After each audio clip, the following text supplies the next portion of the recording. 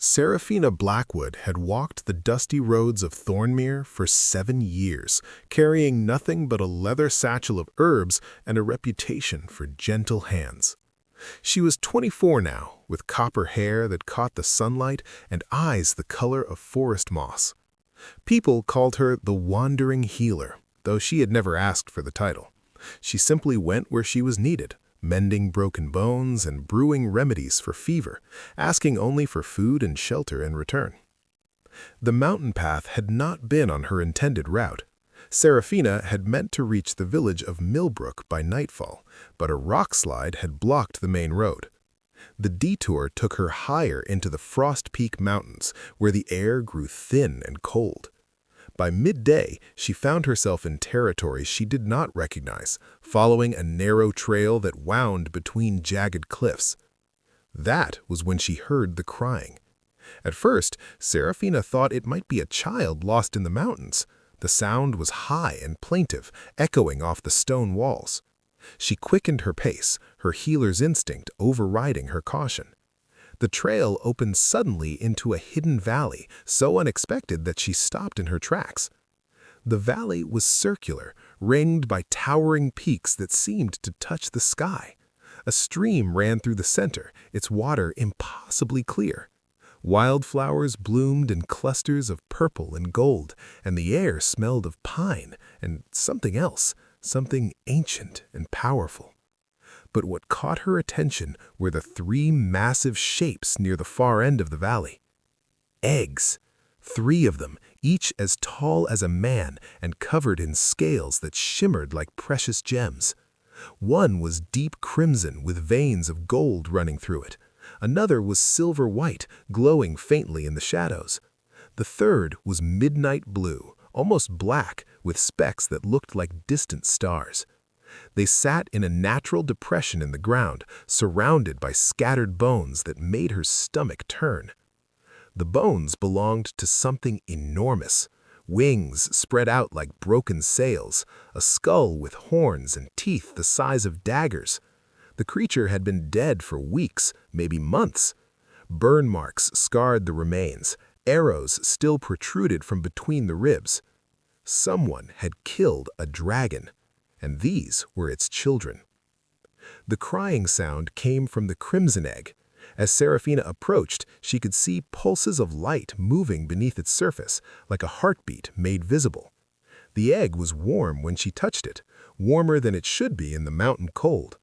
The light pulsed faster at her touch, and the crying stopped. "You can sense me, can't you?" Seraphina whispered.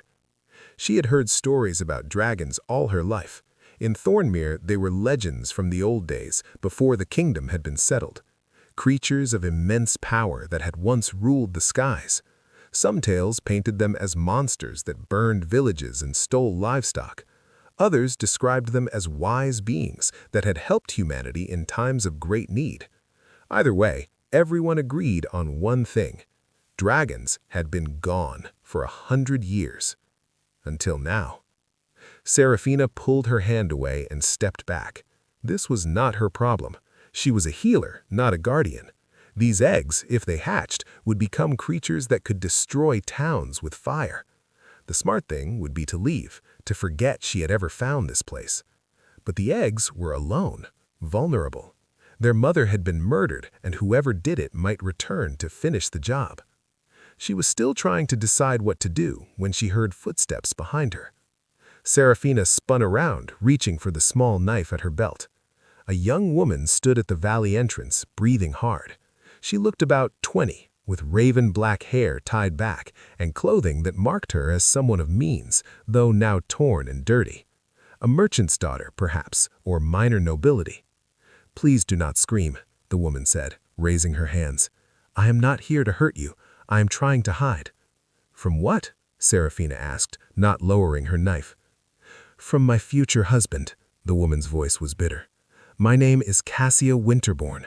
My father is a textile merchant in the capital. He arranged my marriage to a lord twice my age who collects wives like he collects art. I would be his 4th, so I ran." Cassia's eyes drifted past Seraphina to the eggs, and her expression changed from desperation to wonder. By the old gods, are those what I think they are? Dragon eggs, Serafina confirmed. Their mother was killed. I found them by accident. Cassia walked forward slowly, as if in a trance. She stopped in front of the silver egg and placed both hands on its surface. The glow beneath the scales intensified immediately, and Cassia gasped. It feels alive, like it is responding to me. They all are, Serafina pointed to the crimson egg, which was pulsing steadily now. I think they know we are here. I think they are aware. The two women looked at each other, strangers connected by an impossible discovery. Serafina saw in Cassia's eyes the same conflict she felt in her own heart. Fear mixed with fascination, the knowledge that they should leave mixed with the growing certainty that they could not. Someone will come for them, Cassia said quietly.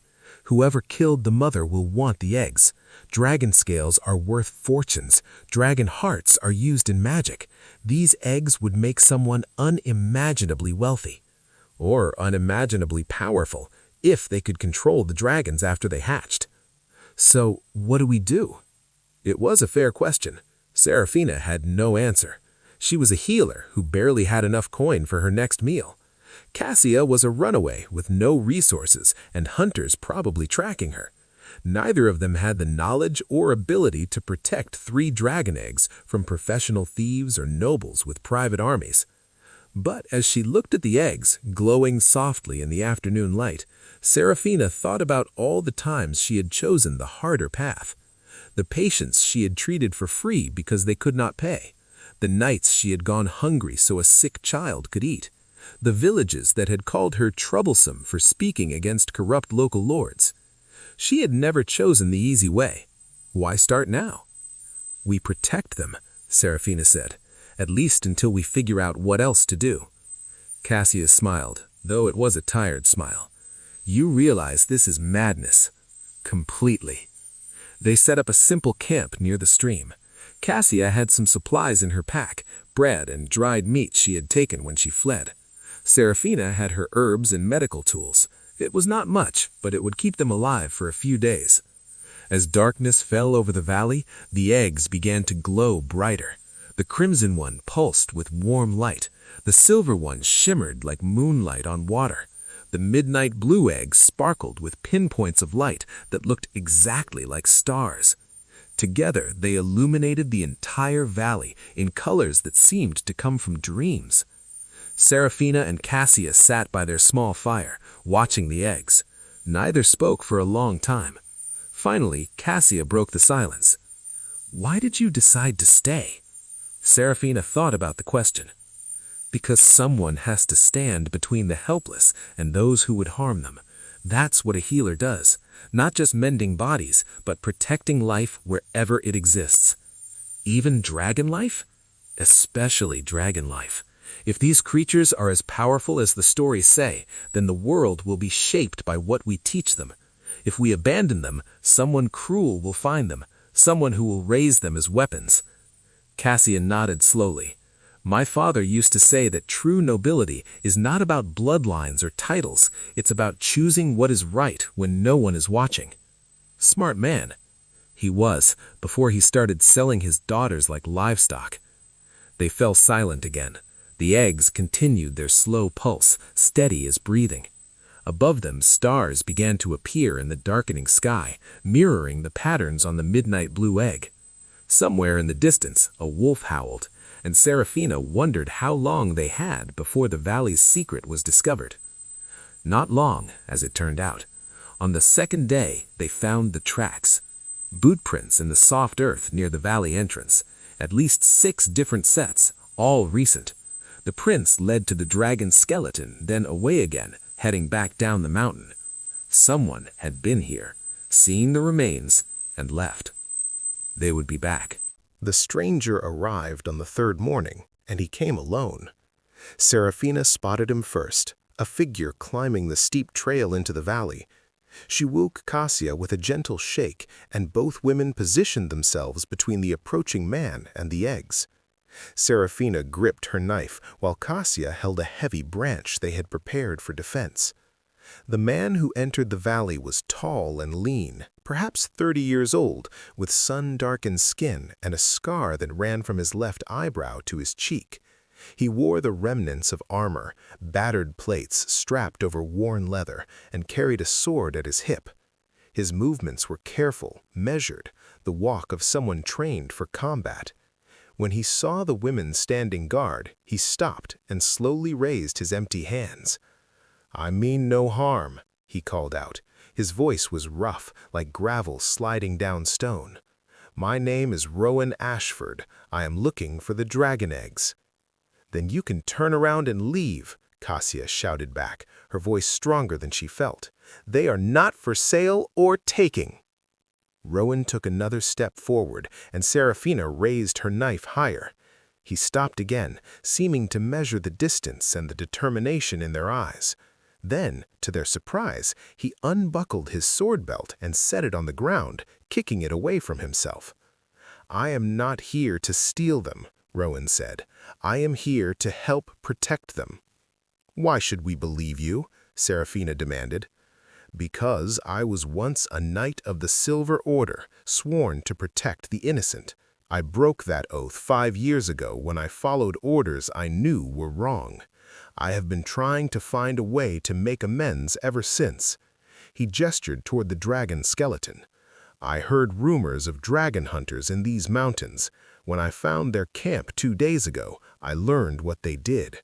They murdered a mother protecting her nest.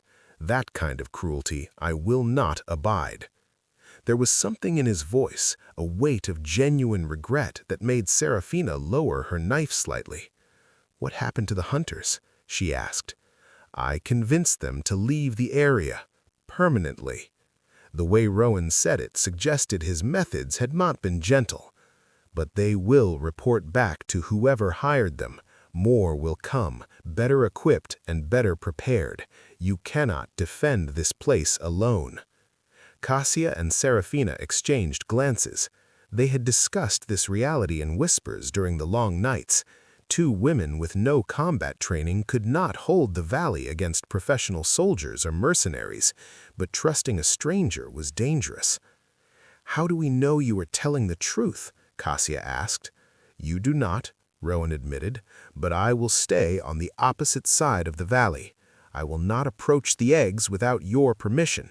If I make any move that frightens you, you can take my sword and drive me off." He smiled, though it did not reach his eyes.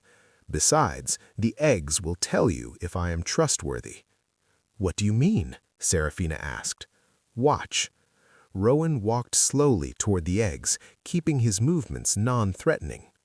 When he was 10 paces away, the midnight blue egg suddenly flared with brilliant light. The star-like specks on its surface swirled in complex patterns, and Rowan stopped, his eyes widening. "It is showing me something, a vision. I see a sky filled with wings. I see cities protected by dragons instead of walls. I see a future where humans and dragons stand together against darkness." He pressed a hand to his temple. "It is overwhelming." Serafina felt it too. The moment Rowan approached, all 3 eggs had begun pulsing in synchronization, and she could feel emotions washing over her. Not words, but feelings. Curiosity, hope, recognition. The eggs knew Rowan was different from the hunters. They sensed his intentions, his regret, his desire for redemption. "They accept him," Serafina said quietly. "I can feel it." Cassia was experiencing the same sensations, her hand pressed against the silver egg. "They're trying to communicate. They want us to trust him." Over the following days, an unlikely partnership formed. Rowan proved invaluable, using his military knowledge to fortify the valley entrance and create early warning systems. He taught the women basic combat techniques, though he acknowledged they would never match trained soldiers. More importantly, he brought news from the outside world. The dragon hunters had been hired by a nobleman named Lord Victus Crane, a collector of rare creatures and magical artifacts. Crane had an obsession with dragons, having spent decades searching for any proof they still existed. When rumors surfaced of dragon sightings in the Frost Peak Mountains, he had sent his best hunters to investigate. The murder of the mother dragon was deliberate. Crane wanted the eggs, but he wanted them without a protective parent. "Crane will not stop," Rowan explained as they sat around the fire on the 5th night. "He has wealth, influence, and no moral boundaries. He will send an army if he has to." "Then we need to move the eggs," Cassia suggested. "Take them somewhere he can't find them." "They are too large to transport safely," Serafina countered, "and too fragile. Moving them could damage whatever is developing inside." As if in response to the conversation, the crimson eggs suddenly cracked. All 3 humans jumped to their feet. A thin line appeared on the egg's surface, glowing with internal heat. Then another crack, and another. The sound was like breaking pottery, sharp and final. Pieces of shell began to fall away, revealing something moving inside. A small head emerged first, covered in crimson scales that gleamed like polished rubies. The creature's eyes opened, golden and intelligent, focusing immediately on Serafina. It made a sound, not quite a roar, but something between a chirp and a growl, and pushed its way out of the shell with surprising strength. The dragon, which she would later name Emberwing, stumbled toward her on unsteady legs. It pressed its warm snout against her hand, and Serafina felt a rush of emotion so powerful it brought tears to her eyes. Love, trust, connection. This creature had chosen her, bonded with her in a way that went beyond words or logic. The other 2 eggs began cracking within hours. The silver egg revealed a dragon with scales like liquid moonlight, graceful and quick, which immediately bonded with Cassia. She called it Stormcaller for the way its presence seemed to charge the air with electricity.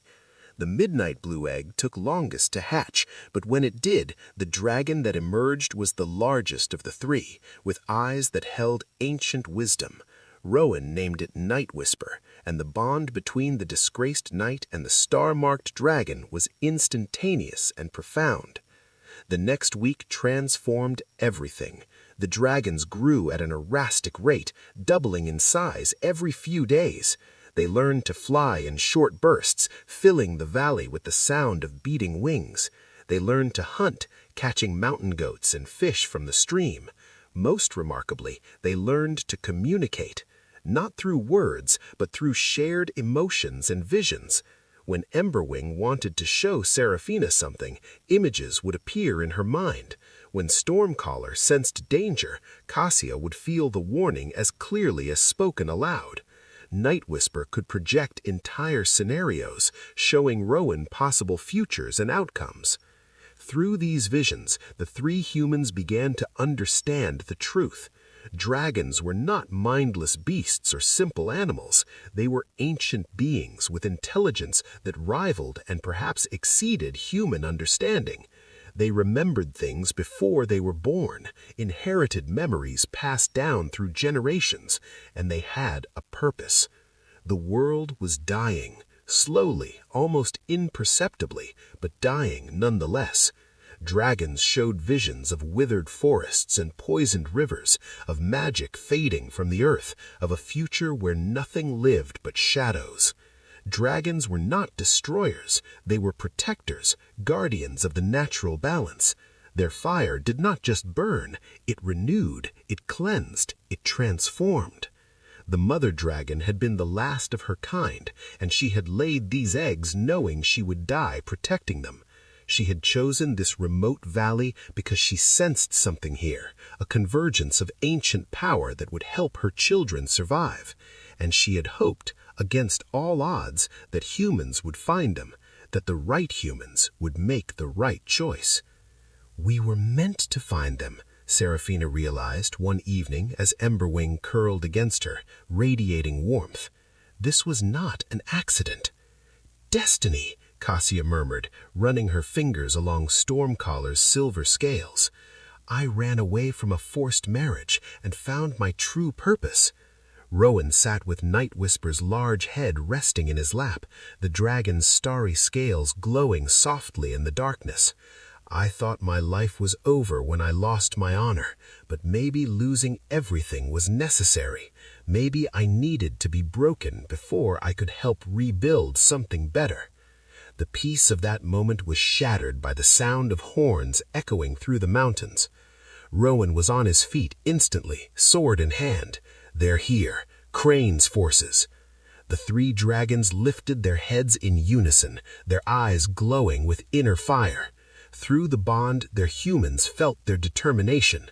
The dragons were still young, not yet fully grown, but they would fight to protect. Lord Victus Crane stood at the head of his forces, a man who looked more like a scholar than a warrior. He was thin and pale, with silver hair tied back in a neat tail and robes that cost more than most people earned in a lifetime. But his eyes held a cold hunger that made him more dangerous than any soldier. "I will give you one opportunity to surrender," Crane called out, his voice amplified by a magical device at his throat. "Hand over the dragons and walk away. You will be compensated for your trouble." Rowan stepped forward, flanked by Seraphina and Cassia. Behind them, the three dragons stood ready, their scales glowing with barely contained power. Emberwing's crimson form radiated heat. Stormcaller's silver body crackled with energy. Night Whisper's starry scales pulsed with deep blue light. "These dragons are not property to be traded," Rowan shouted back. "They are living beings who have chosen their companions. We will not hand them over to someone who murdered their mother." Crane's expression did not change. "I did what was necessary to acquire a prize beyond measure. The mother would have killed my men. Her death was regrettable but unavoidable." He gestured to his soldiers. "I am offering you wealth and life. Refuse and you will have neither." "Then we refuse," Seraphina said. Crane sighed, as if disappointed by a student's poor performance. "So be it. Take them." The soldiers advanced in formation, shields raised and weapons ready. They were professionals who had fought in wars and put down rebellions. 20 armed men against 2 women, 1 disgraced knight, and 3 young dragons who barely reached the soldiers' shoulders. The odds seemed impossible. But then Emberwing roared, and the sound shook the valley walls. It was not the cry of a small dragon. It was the voice of something ancient and powerful, channeled through a young throat. The soldiers hesitated, their formation wavering. Seraphina felt the bond between herself and Emberwing strengthen, becoming something more than connection. It was union. Her thoughts and the dragon's thoughts merged completely. She saw through Emberwing's eyes and felt the dragon's strength flowing into her limbs. When Emberwing moved, Seraphina moved with her, their actions perfectly synchronized. Cassia and Stormcaller experienced the same transformation. The merchant's daughter, who had never held a weapon, suddenly fought with the grace and speed of the silver dragon bonded to her soul. When Stormcaller breathed lightning, Cassia felt the electricity coursing through her own body, harmless to her, but devastating to anyone who stood against them. Night Whisper and Rowan became one warrior in 2 bodies. The dragon's ancient wisdom guided the knight's sword, while Rowan's combat experience directed the dragon's attacks. They moved through the soldiers like a storm, not killing, but disabling, breaking weapons and sending men fleeing in terror. The battle lasted less than 10 minutes. Crane's professional soldiers, men who had never known defeat, retreated in disorder. Some dropped their weapons and ran. Others stood frozen in shock, unable to comprehend what they had witnessed. The dragons had fought, yes, but they had not slaughtered. They had defended without destroying, protected without becoming monsters. Only Crane remained, his face twisted with rage and something else, envy. "They chose you," he whispered, staring at Seraphina, Cassia, and Rowan. "Why? What makes you worthy?" "We did not try to own them. We tried to protect them. There is a difference." Crane pulled a device from his robes, a crystal that glowed with sickly green light. "If I cannot have them, no one will." Rowan recognized the magical signature too late. That is a binding stone. He means to trap them." The crystal exploded with power, green chains of energy shooting toward the three dragons. But before the chains could reach their targets, something extraordinary happened. The dragons did not flee or fight the magic.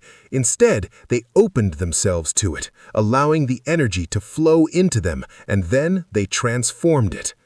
Emberwing's fire did not just burn the binding magic, it transmuted it into pure warmth that spread across the valley, causing flowers to bloom instantly. Stormcaller's lightning did not destroy the chains, it converted them into rain that fell gently on the scorched earth, healing the damage from the battle. Night Whisper's starlight did not merely dispel the curse, it turned it into a vision that every person in the valley could see. The vision showed the past, dragons and humans living in harmony, building wonders together, cities where dragonfire forged metal stronger than steel, fields where dragon magic helped crops grow in abundance, a golden age when both species had been greater together than either could be alone. Then it showed the fall, greed and fear poisoning the relationship, humans hunting dragons for their power, dragons withdrawing from the world, the slow decline that followed, magic fading, balance breaking, the world growing colder and darker. Finally, it showed a possible future, not certain, but possible. Humans and dragons reunited. The three young dragons in the valley were just the beginning. Their children would spread across the world. New bonds would form. The balance would be restored, not because dragons would force it, but because humans would choose it. When the vision faded, every person in the valley was on their knees, including Crane. The nobleman looked at his hands, at the binding stone that had crumbled to dust, and began to weep. "I wanted to control them because I was afraid of their power, afraid that if I did not possess them, they would destroy me. I hunted the mother because I could not imagine another way." Seraphina approached him slowly, Emberwing walking beside her. "Fear makes us small. Trust makes us greater than we are." "Can they forgive me?" Crane looked up at Night Whisper, the largest of the three dragons. Through the bond, Rowan felt the dragon's thoughts and translated them. "She forgives you because she chose to die. She knew that humans needed to see both the cost of hatred and the possibility of love. Her death was a lesson. Do not waste it." Crane stood slowly, looking at the three dragons and their bonded humans. "What happens now?" "Now we leave this valley. We travel to the capital. We show the world that dragons have returned, not as monsters, but as partners. We give people a choice. Many will refuse. Many will want to hunt them, to use them, to fear them." "Yes," Seraphina agreed, "but some will choose differently, and those who choose connection over control will change everything." They left the valley 3 days later. Crane and his soldiers went first, spreading word of what they had witnessed. Rowan, Seraphina, and Cassia followed with the three dragons, who had grown large enough to carry their bonded humans on their backs. Flying was like nothing Seraphina had ever experienced. The wind in her face, the ground far below, and Emberwing's joy flooding through their connection. She looked over and saw Cassia laughing with pure delight as Stormcaller performed aerial spirals. Rowan and Night Whisper flew with quiet dignity, the night finally looking peaceful for the first time since they had met. When they reached the capital city of Thornmere, thousands gathered to watch them land in the great plaza. Fear rippled through the crowd. Parents pulled children close, guards readied weapons. But then Seraphina dismounted from Emberwing and addressed the people. "We stand before you not as conquerors, but as proof of possibility. These dragons are not beasts to be feared or treasures to be claimed. They are our partners, our friends, our family. They have chosen to bond with humans because they remember a time when we were better together. That time can return, but only if we choose it." An old woman pushed through the crowd, bent with age and leaning on a cane. She approached Emberwing without fear and placed a wrinkled hand on the dragon's scales. "I remember the stories my grandmother told, stories of the old bond. I thought they were just fairy tales." Emberwing lowered her head, touching the woman gently, and suddenly the old woman's eyes filled with tears. She showed me my grandmother's memories, passed down through the dragon bloodline. It was all real, all of it." Word spread from that moment. Some people refused to believe, some tried to attack the dragons and were gently subdued, but many, so many more than anyone expected, approached with open hearts. They touched the dragons and received visions of what could be, and slowly the choice was made. Over the following months, more dragon eggs were found in hidden places across the world. The mother in the valley had not been the last of her kind, merely the first to reveal herself. As humans proved they could be trusted, other dragons emerged from concealment.